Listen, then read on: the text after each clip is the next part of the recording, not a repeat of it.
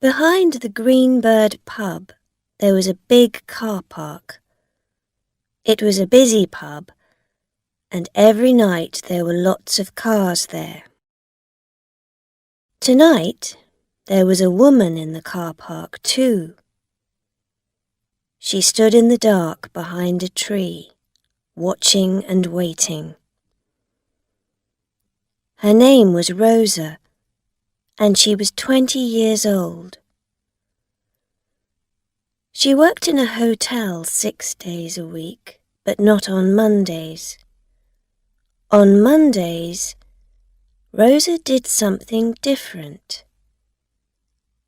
And today was Monday. It was cold. Rosa pushed her hands into the pockets of her coat. It was a night for trousers, but Rosa wore a short skirt and nothing on her legs. That was important. After a time, a woman came out of the pub and walked across the car park to a blue Ford car. The woman was about 50 years old, and she walked slowly. She sang quietly, with a little smile on her face. "She's drunk," Rosa thought, "but she's going to drive." The woman got to her car and put a hand on it. She wore a long green coat and grey trousers, and she had blonde hair, very, very blonde hair. "Oh dear, my head," she said, then laughed. "That hair colour came out of a bottle," Rosa thought. She took a small bottle from her pocket. There was some red liquid in it, and she put some of the liquid on her leg. Then she ran quickly round the car park to the blue Ford. The woman opened the car door and half fell into the driving seat. She laughed. "Oh, Dorothy Burns," she sang, "you're drunk again." Rosa was now behind her car, crouching on the ground. When the car began to move back, she jumped to her feet and hit the car with her hand. Bang! The car stopped suddenly, and Rosa fell down on the ground behind the car.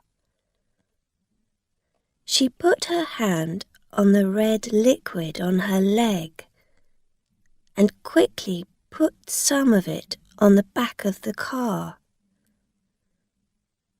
Dorothy Burns got out of her car and walked round to the back.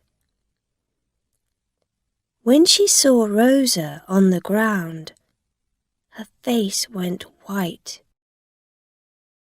"Oh!" she cried. What happened?" "My leg," Rosa said. "Oh, my leg." She began to cry. But what happened?" said Dorothy Burns. Then she saw the red liquid on Rosa's leg. "Oh, there's blood on your leg." "Yes, because your car hit me, that's why," Rosa said. She stopped crying and began to look angry. I didn't see you behind me," Dorothy Burns said. You didn't see me because you didn't look, Rosa said angrily. She stared at the woman. You're drunk. Dorothy Burns was suddenly very afraid. I...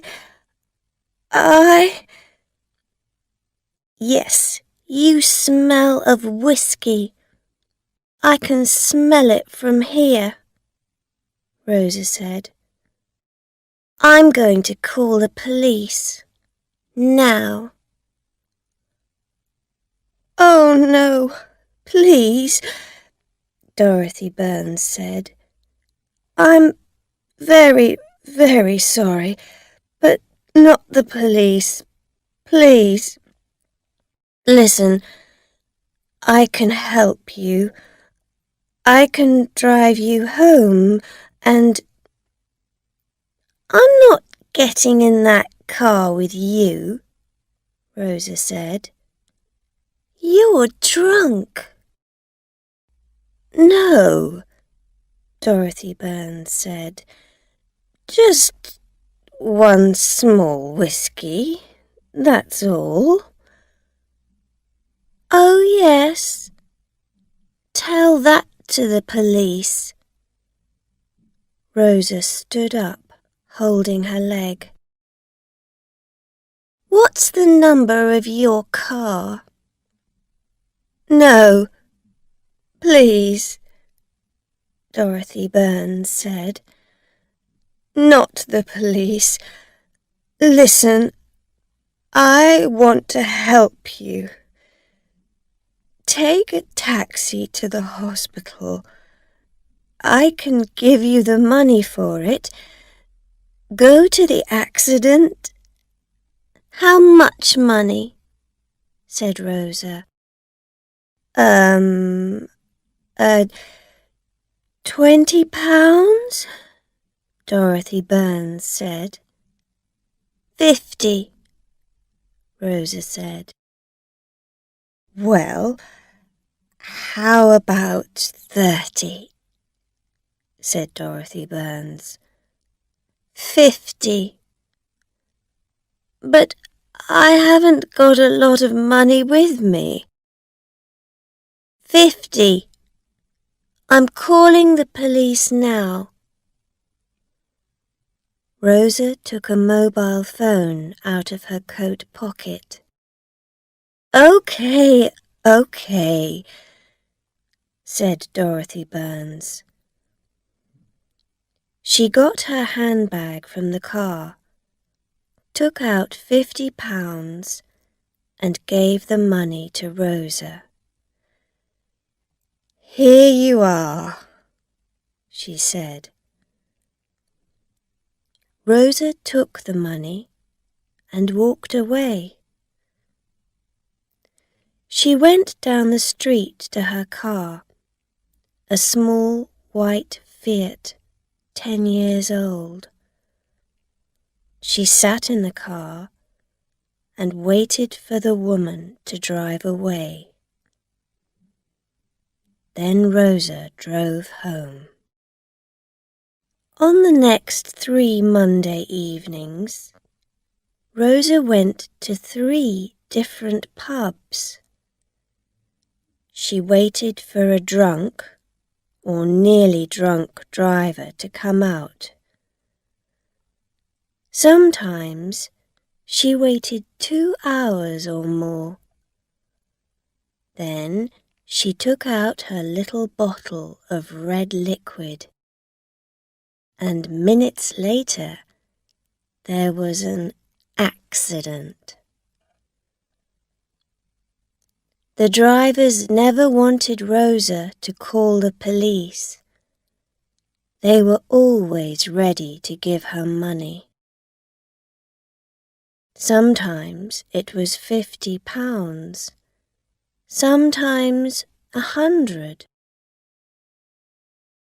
Once, a big fat man with gold teeth gave her 200 pounds. That was a very good Monday. The next Monday, Rosa found a pub in a street not far from the Green Bird. It was a very cold night, so she waited in her car. After an hour, a man came out of the pub with a bottle of wine in one hand. He stood looking up and down the car park. Rosa watched him. He can't find his car, she thought. He's drunk.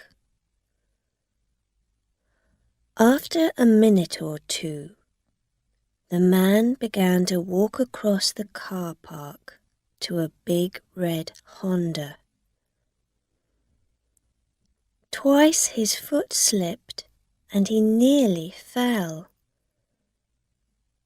But at last he got to the Honda and began to open the door. Rosa put some red liquid on her leg and got out of her car. She walked quickly to the Honda and crouched down at the back of it, ready for the accident. "Hey, you!" Rosa quickly looked round. A woman ran across the car park. A woman in a green coat and grey trousers. A woman with very blonde hair. She had a camera in her hand. Rosa stood up and began to walk away. But Dorothy Burns was quicker than she was.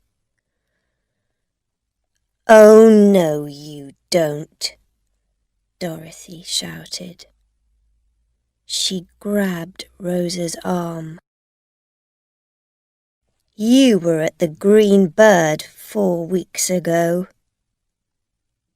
"What? Who are you? What are you talking about?" said Rosa. "I'm just going home. Let go of my arm." The man with a wine bottle in his hand came round to the back of his Honda. "Hey, what are we doing? What's happening?" he said. His face was very red and his eyes were half closed.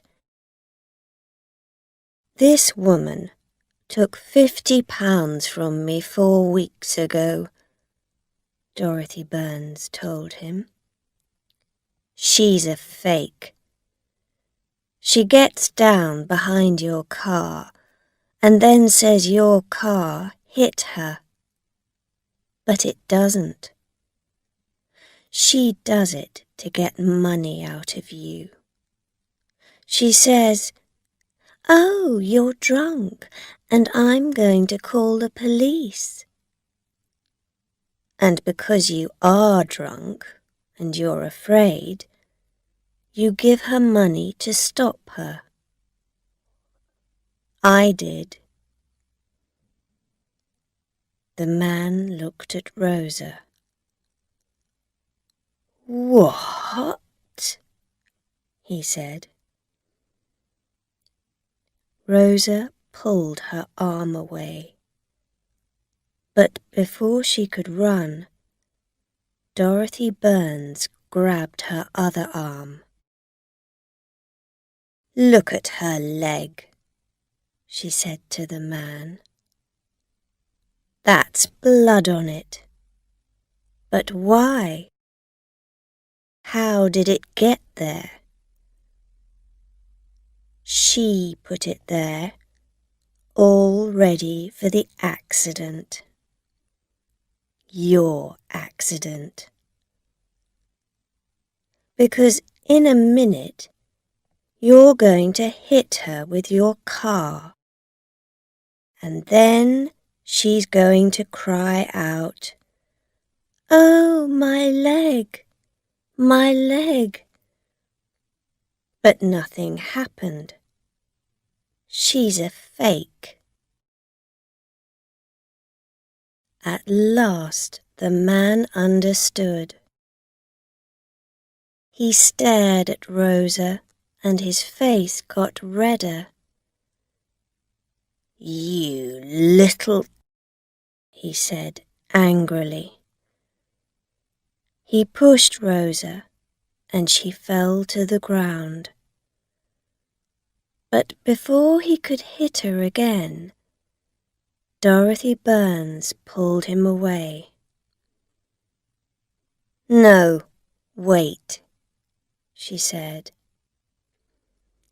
The bottle of wine fell from the man's hand. It hit the ground next to Rosa and broke. Wine went over her face and her coat. "My wine!" the man cried. He looked angrily at the two women, then began to walk back to the pub. "Got to get some more wine," he said, "for my wife." Rosa stood up slowly and then began to walk away. "Wait," said Dorothy Burns. Rosa laughed. "Why? I don't want to talk to you." "Oh, I think you do," Dorothy Burns said. "You see, I took some photos of you when you were behind that man's car, waiting. Interesting photos they are." Rosa stopped, then walked back to Dorothy. "How did you find me?" she said. "I went to a different pub every night and waited in the car parks and watched. And here you are, doing your dirty little blackmail again." "It's not blackmail," said Rosa quickly. "He was drunk, and you were drunk too, that other night. But my car didn't hit you," said Dorothy. "How do you know?" said Rosa. "You were drunk." "No, not drunk. Just happy, that's all," said Dorothy. "When I got home, I began to think. You wanted that £50. You wanted it very much. And I know all about blackmail. You see, I was a fake once too."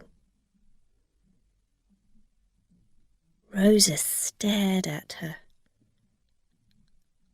"What did you do?" she asked.